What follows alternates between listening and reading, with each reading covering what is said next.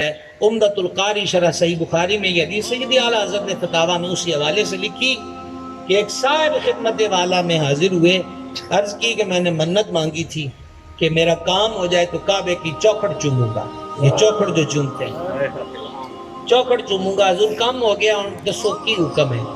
یہ سیاق و سباق بتاتا ہے کہ سوال مدینہ پاک میں ہو رہا ہے کہ میں ان جی وہ اتنا لمبا پینڈا کر کے کلی چوکھٹ چومن جاواں یا حضور کو جو اور بھی فرما دے۔ ایک تے منت سوکھی منگیا کرو تے صحیح منگیا کرو۔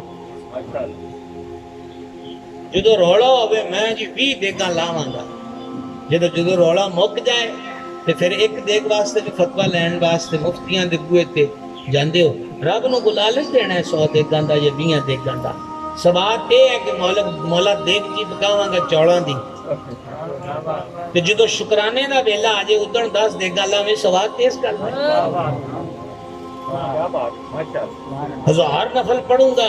اور جب منت پوری ہو گئی، کیونکہ غرض دیوانی ہوتی ہے اور غرض والا دیوانہ ہوتا ہے، تو رب العزت کے دربار میں 2 نمبری نہیں چلانی چاہیے، 2 نمبری ڈنڈی نہیں مارنی چاہیے، تو منت صحیح مانگنی چاہیے۔ یہ کوئی منتیں نہیں ہوتی میں گوٹے رگڑ کے فلاں دربار پہ جاؤں گا، یا میں بودی رکھ لوں گا، یا پیر میں کڑا ڈال لوں گا، یا ہاتھ میں، یہ کوئی منتیں نہیں ہیں۔ حسنین کریمین طیبین طاہرین نیرین قمرین منورین سبتین رضی اللہ تعالیٰ عنہما کی خدمت میں مرض فیض پانے آیا، اور کریم شہزادے 3 دن سے زائد بیمار رہے، تو حضور کی خدمت میں عرض کیا گیا کہ شہزادے صحت یاب نہیں ہوتے، تو فرما 3 روزوں کی منت مانگ دو۔ انہیں تو سبحان اللہ 4-5 جنہوں نے تو 2 رہ جانے سبحان اللہ، کیونکہ منت کے روزے آگئے نے زردہ نہیں آیا، منت کے روزے آگئے نہ حلوہ آیا نہ کھیر آئی نہ کھچڑا نہ زردہ، کو سواتی جی گل ہوئے تو منت بھی سونی لگتی ہے، وہ کیا مارنا لی گل ہے تو سبحان اللہ کچھے کہنا گرمی دے بھی آئی کھلوتی ہے جناب۔ لیکن آل رسول کے گھر کی منت یہی ہے۔ اے باقی ساڑھا ذرا چسکا مسکا سواد ہے گا، ادھر بھی رنگ برنگا تاگا پا لیے، ادھر بھی تاگا پا لیے، ادھر بھی کڑا پا لیے، فیشن دا فیشن ہو جائے، نال سجنہ دا نہ آ جائے، کیا سمجھے؟ جب میں ہند گیا تھا تو میں نے وہاں دیکھا، میں الحمدللہ کسی مندر میں نہیں گیا، لیکن سفر بہت علاقوں میں تھے، تو اس کے باہر رولے پڑے ہوتے تھے مندروں کے باہر داغوں کے، تو وہ پھر اپنی مرضی کا اتار کے باندھ دیتے تھے۔ وہ ہولی ہولی ساڑھے کو آ گیا، ساڑھے پہ مذہبی سٹیجاں تو بھی اگے بدھے ہیں۔ انہوں نے کہا جی دھاگا لائے ہیں، انہوں نے کہا 7 شریف سے لائے ہیں، بابا صاحب کے دربار سے لائے ہیں۔ ہمارے ایسا فرماتے تھے جو تو گوت لبے تو مرد گوت تے نہیں پائے گا نا، کیا سمجھے؟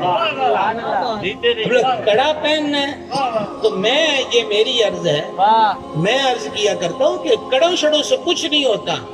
فریدن پاک یہ داتا صاحب کے روزے پہ حاضری ہوئی ہے تو اس کا تبرک کڑا نہیں ہے، ہاں داتا صاحب یا بابا صاحب کے کڑے میں آ جاؤ بات بن جائے گی۔ کڑا شڑا پہننے سے کیا ہوگا؟ مجھے بھی کٹ گئے نا سبحان اللہ۔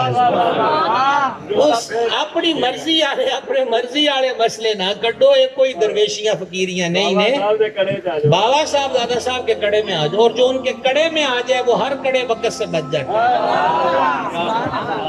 ہر کڑے۔ تو میں کیا عرض کرنا تھا کہ وہ انہوں نے کہا حضور کام میرا ہو گیا ہے تو میں اب کیا کروں؟ اب منت کیا ہے کہ چومنی ہے دہلیز کعبہ مشرفہ کی، اور میرے کریم ان کی اس عرض پر پہلا سوال ارشاد فرماتے، استفسار فرماتے ہیں تمہاری والدہ زندہ ہے؟ کعبے کی دہلیز کو چومنا، یہ استفتاء یہ ہے، استفتاء یہ ہے، سوال یہ ہے، اور جواب کیا ہوتا ہے؟ ماں زندہ ہے؟ عرض کیا حضور زندہ ہے، فرما جا کے اس کے قدم چوم لے۔